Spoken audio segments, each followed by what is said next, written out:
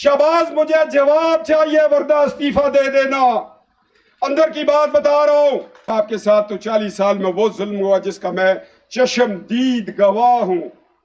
आज जनरल अजीज दंदनाता फिर रहा है, जनरल महमूद दंदनाता फिर रहा है। क्या 12 अक्टूबर को इन्होंने मार्च ला नहीं लगाया था? क्या नवंबर में इमरजेंसी नहीं लगी थी? उनसे तो कोई नहीं पूछता। उनसे पूछना बनता है या नहीं बनता? चलो उसकी हड्डियां टांग दो ताकि आइंदा नस्लों को पता चले फौज का सियासत में कोई अमल दखल नहीं है। मुल्क का आइन टूट गया, वजीर आजम हिफ्ज़ बजा में है। कभी ये दो कौमी नजरिए की बुनियाद पर वोट को इज्जत दो का बयानिया बनाता है, कभी ये पेशावर हाई कोर्ट में खड़े होकर ललकारता है कि फैज अमीन अगर मेरी नस्लों में अवान खून है तो 7 नस्लों तक तुम्हारे साथ दुश्मनी करूंगा। तो ऐसे शख्स को एपॉलिटिकल होना चाहिए या नहीं होना चाहिए? पाकिस्तान को सियासतदानों ने नुकसान नहीं पहुंचाया।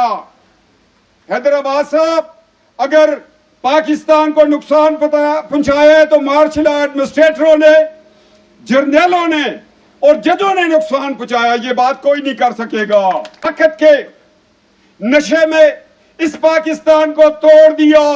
हमारे निजाम ने हमें इतना कमजोर किया, इलेक्शन चोरी हुआ, मादरे मिल्लत का गला घोंट के मार दिया।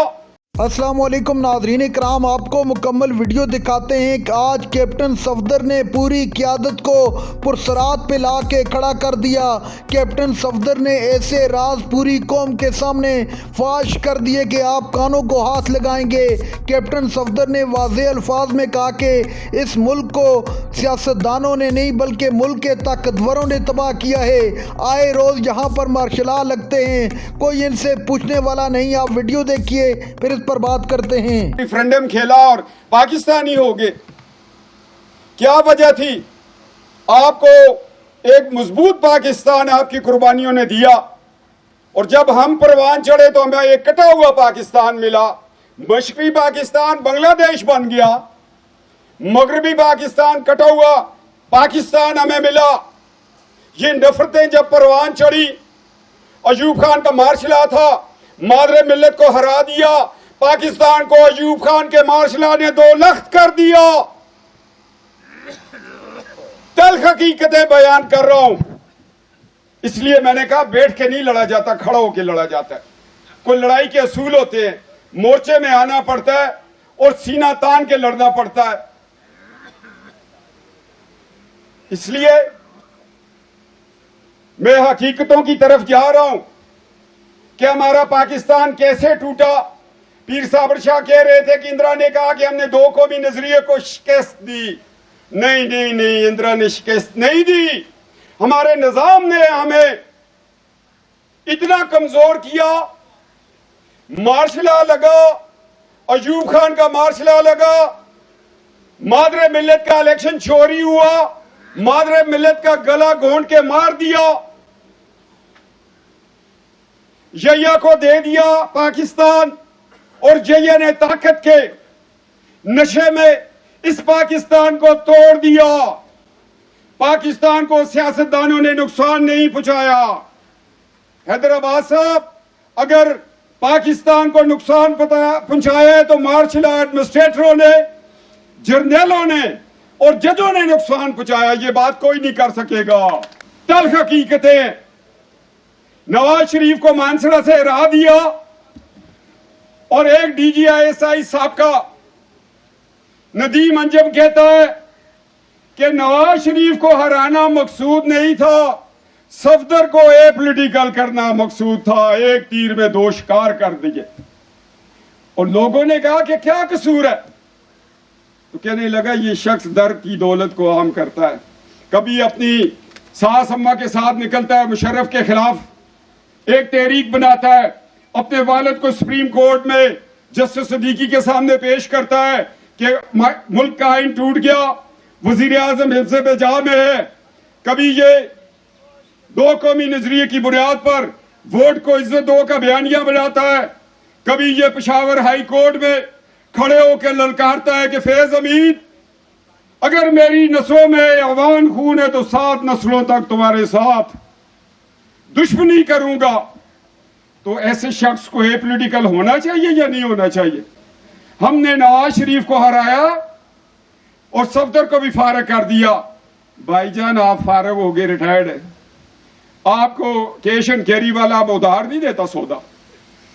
मगर नवाबजादा नसरुल्लाह 90 साल का था, ड्रिप लगी हुई थी और जमहूरियत की सरबुलंदी के लिए आवाज दे रहा था।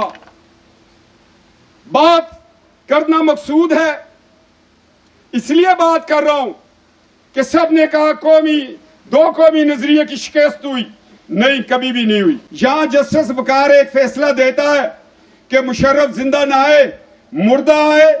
सुप्रीम कोर्ट ऑफ पाकिस्तान की इंक्वायरी टीम का हेड था और शुक्र अल्लाह का हमारे गैरतमंद सूबे का चीफ जस्टिस था। किसी और सूबे का होता तो शायद वो सुप्रीम कोर्ट में आने के लिए अपना फैसला बदल लेता।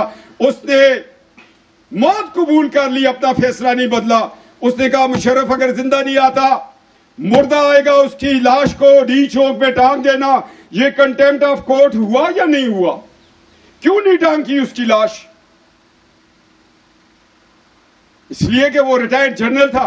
आज जनरल अजीज दंदनाता फिर रहा है, जनरल महमूद दंदनाता फिर रहा है। क्या 12 अक्टूबर को इन्होंने मार्च ला नहीं लगाया था? क्या नवंबर में इमरजेंसी नहीं लगी थी? उनसे तो कोई नहीं पूछता। उनसे पूछना बनता है या नहीं बनता?